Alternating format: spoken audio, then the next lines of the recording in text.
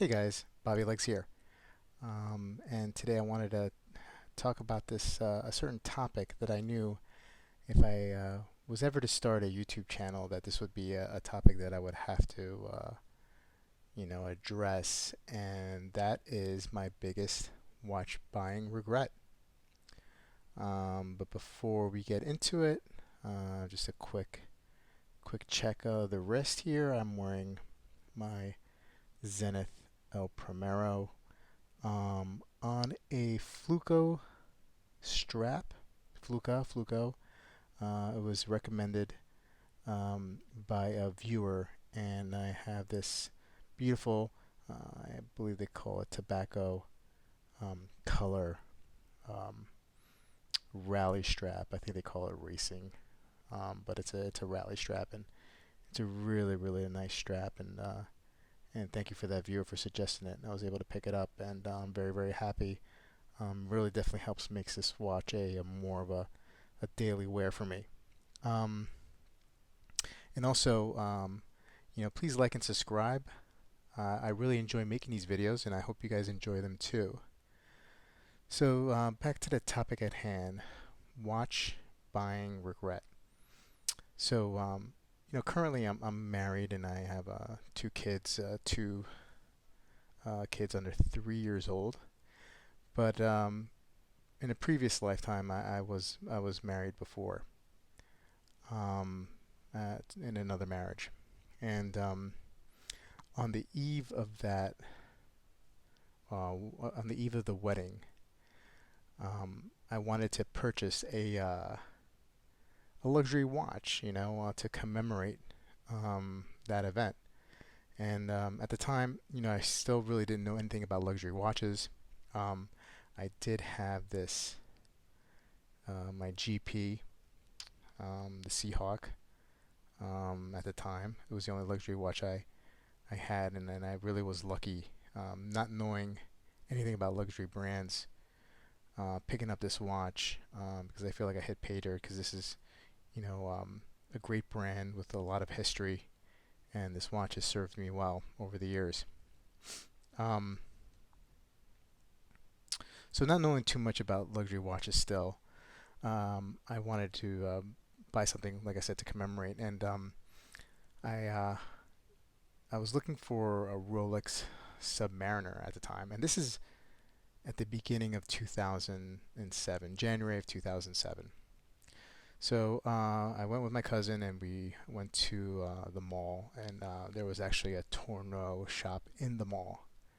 And I went there. I had my mind set on a Submariner, and I believe at the time, from doing whatever research I could do, gray market anyway, they were around $5,000, maybe just a little bit under, in the beginning of 2007, if memory serves me correct. And so I went to that dealer, that authorized dealer, and well, they didn't have the watch I was looking for at the time.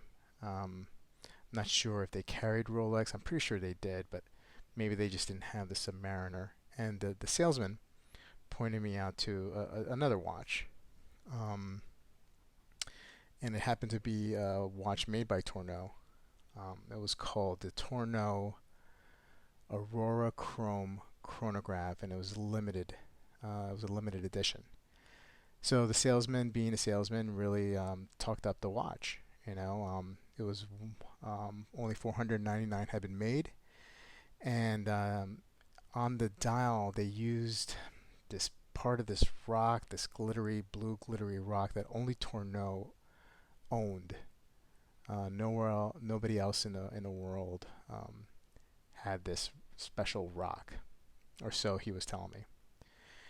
And so I was intrigued. I was like, well, if I can't get the Submariner, I was going to pull the trigger on whatever watch may be that day. That was a problem too.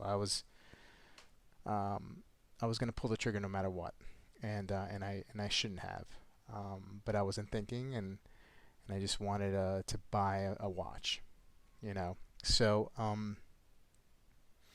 so he sold me on it, And at the time, that watch was around. I think I looked at the bill of it a couple of years ago, bill of sale, and it was like with tax, it was like 4,700. So almost the price of the Submariner at the time.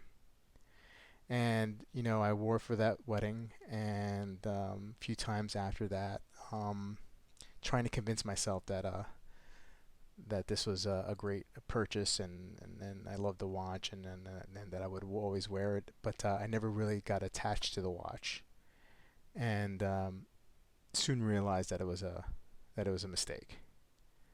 Um, so eventually, that marriage did not work out, and neither did my attachment to the watch. And I ended up selling it years later for way, way, way less than what I bought it. I think I sold it back to Torno um, for around $500. Um, I believe that's who I sold to. I think I sold it to Torno. I don't think I approached a couple other sites, Crown and Caliber, um, and some other sites, and they just wouldn't even entertain a Torno because they just didn't carry it, and I guess they knew better that they couldn't sell it. Um, so yeah, um, and that to this day has been my biggest watch buying regret, especially since that same Rolex, now in the gray market, um, has risen in price. I mean, a Rolex, a 2006 or 2007, an M series or a Z series. I mean, with box and papers, because I would have kept the box and papers.